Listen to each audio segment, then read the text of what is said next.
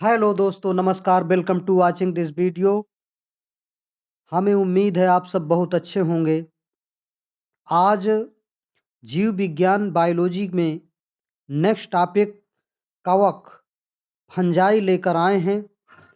वनस्पति विज्ञान की वह शाखा जिसके अंतर्गत कवकों का अध्ययन किया जाता है उसे कवक विज्ञान माइकोलॉजी कहते हैं। आधुनिक विचारधारा में माइकोलॉजी को कहते हैं माइसिटोलॉजी। कवकों का शरीर सुकाए सदृश या थाइलॉइड होता है। थाइलस में रूट, स्टेम, लीफ विभक्त नहीं होता। जो थाइलस होता है उसे जड़, तना तथा पत्तियों में विभाजित नहीं कर सकते। इसके पश्चात कवक फंजाई में संवहन ऊतक विदाउट वैस्कुलर टिश्यू, पर्णहरिम रहित, एक क्लोरोफिलस केंद्रक युक्त न्यूक्लियोटेड होते हैं। कुल मिलाकर कवक में संवहन ऊतक नहीं पाए जाते, पर्णहरिम क्लोरोफिल नहीं पाई जाती। इसमें केंद्रक होता है, न्यूक्लियस प्रेजेंट होता है। कवकों में संचित भोज्य पदार्थ ग्लाइकोजन वसा फैट के रूप में होता है। कवक विज्ञान माइकोलॉजी के जनक माइकेली को कहा जाता है। भारतीय कवक विज्ञान ई.जे. बटलर 1920 को कहा जाता है। भारतीय पादप रोग विज्ञान के जनक ई.जे. बटलर को कहते हैं। भारतीय कवक विज्ञान के पिता ई.जे. बटलर को कहते हैं। कवकों द्वारा पौधों में उत्पन्न होने वाले रोगों के अध्ययन को कहते हैं पादप विकृति विज्ञान या प्लांट पैथोलॉजी। एरेक्सोपोलस एवं मिम्स ये दो वैज्ञानिक 1979 ईस्वी ने कवकों में नए जगत माइसिटी की खोज किया था, माइसिटी को बनाया था। कवकों में हेट्रोथैलिज्म की खोज ब्लैकस्ली ने किया था।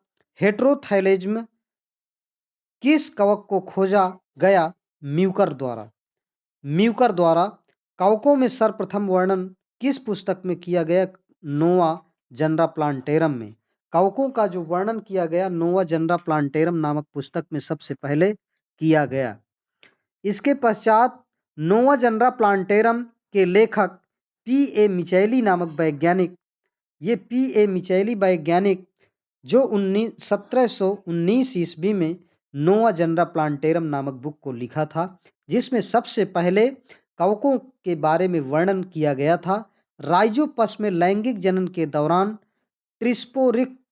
ट्रिस्पोरिक एसिड हार्मोन किसने खोजा? ब्रैडले नामक वैज्ञानिक ने 1962 ईस्वी में। वर्ग ड्यूटेरोमाइस्टीज के अंतर्गत आने वाले कवकों में लैंगिक जनन का पूर्ण अभाव होता है। इन्हें कहते हैं अपूर्ण कवक या फंजाई इम्परफेक्टी। ऐसे कवक जिनमें संपूर्ण थैलस जननांगों में परिवर्तित हो जाता है कहलाता है पूर्ण कायफलिक कवक या होलोकार्पिक कहलाता है। इसके बाद ऐसे कवक जिनमें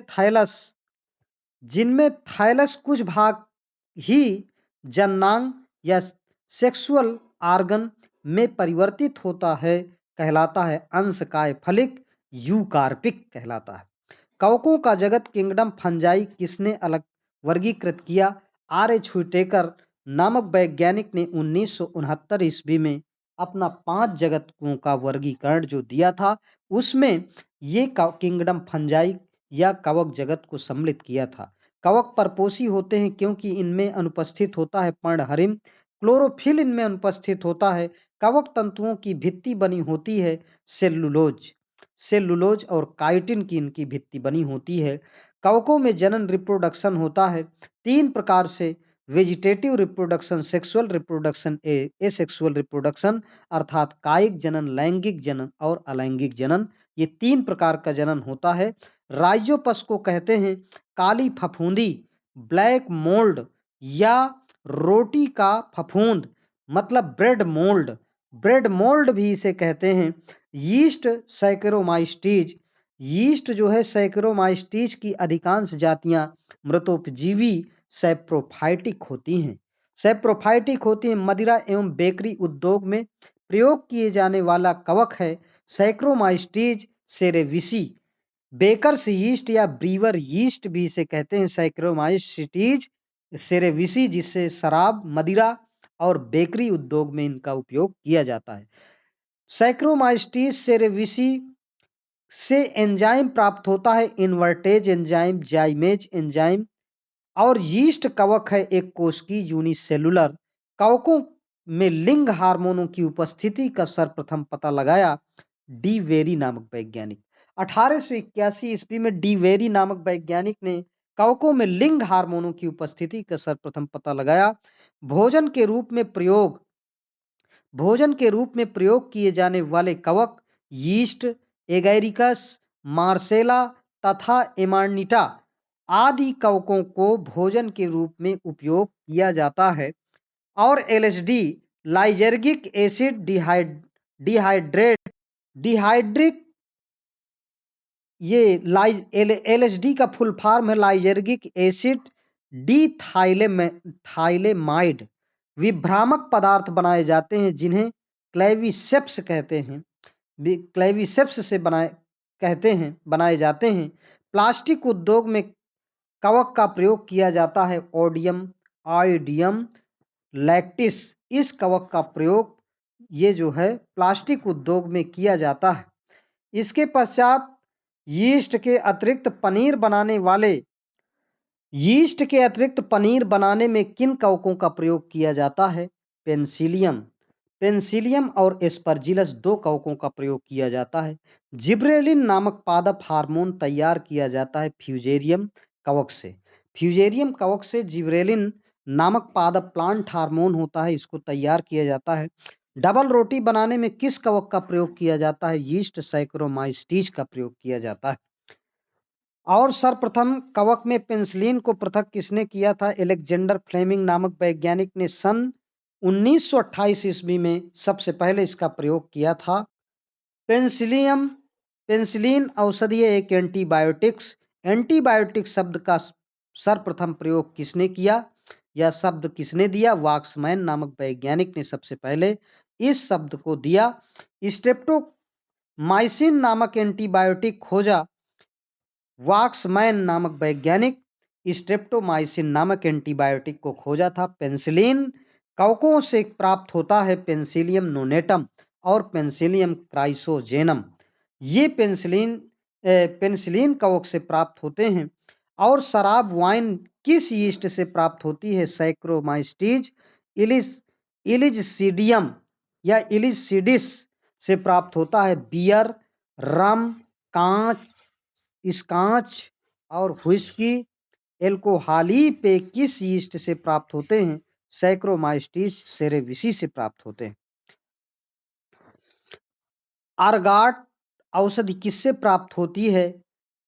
फ्लेविसेप्स परप्यूरिया से प्राप्त होती है। सबसे मुख्य विष टॉक्सिन को जो कवक एस्परजिलस फ्लेवस द्वारा उत्पन्न होता है, एफ्लाटॉक्सिन कहते हैं उसको। सिट्रिक एसिड प्राप्त होता है एस्परजिलस नाइजर से। फ्यूमेरिक एसिड प्राप्त होता है राइजोपस स्टोलोनिफर से, नीफर नामक कवक से। ग्लूकोनिक एसिड प्राप्त होता है पेनिसिलियम परफ्यूरोजिनम से। पेनिसिलियम परफ्यूरोजिनम से। ऑक्जेलिक एसिड प्राप्त होता है एस्परजिलस नाइजर से।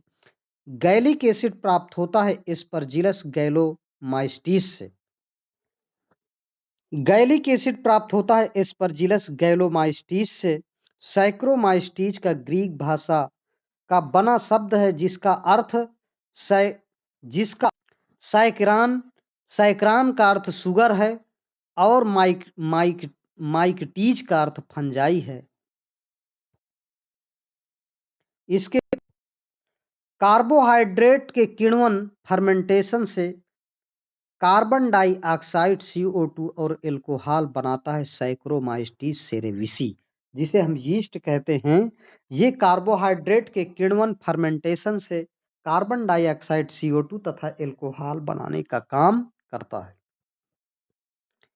इसके पश्चात दाद रिंग वर्म। दाद रिंग वर्म रोग किन कवक द्वारा होता है? ट्राइकोफाइटोन। ट्राइकोफाइटोन और माइक्रोस्पोरम नामक कवक ये दाद रिंग वर्म रोग उत्पन्न करते हैं। कवक द्वारा मानव रोग, कवकों के द्वारा मानव रोग जो होते हैं, कवकों द्वारा मानव में रोग, इसमें पहला जैसे कैंडिडाइसिस, ये कैंडिडा एल्बिकेंस नामक कवक से बीमारी होती है। फिर इसके बाद स्पाइरो ट्राइकोसिस, ये ट्राइकोफाइटान परप्यूरियम से ये बीमारी होती है। क्रिप्टोकोकोसिस, ये लाइपोमाइसीज नियोफार्मेंस। और histoplasmosis, histoplasma capsulatum. Aspergillosis, Aspergillus niger, Aspergillus फ्लेवस, Aspergillus fumigatus से ये बीमारी होती है। ब्लास्टोमाइकोसिस, ब्लास्टोमाइसीज, डर्माइटिस और नाड़ी तंत्र रोग जिसे म्यूकस फ्यूसिलस।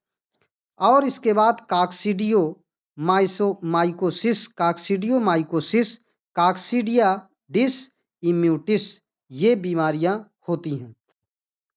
इसके पश्चात उपयोगी वस्तुओं को नष्ट करने वाले कवक। इसमें उपयोगी वस्तुओं को नष्ट करने वाले कवक, क्योंकि कई उपयोगी वस्तुएं होती हैं, इनको कवक नष्ट कर देते हैं, जिसमें कैमरे व अन्य के लेंस को नष्ट करने वाला एस्परजिलस कैंडिडस और एस्परजिलस नाइडुलंस और एस्परजिलस नाइजर और एक्टिनोमाइसीज और हेलमिंथोस्पोरियम, ये कवक कैमरे व अन्य लेंस वाली चीजों को नष्ट कर देते हैं, वस्तुओं को नष्ट कर देते हैं।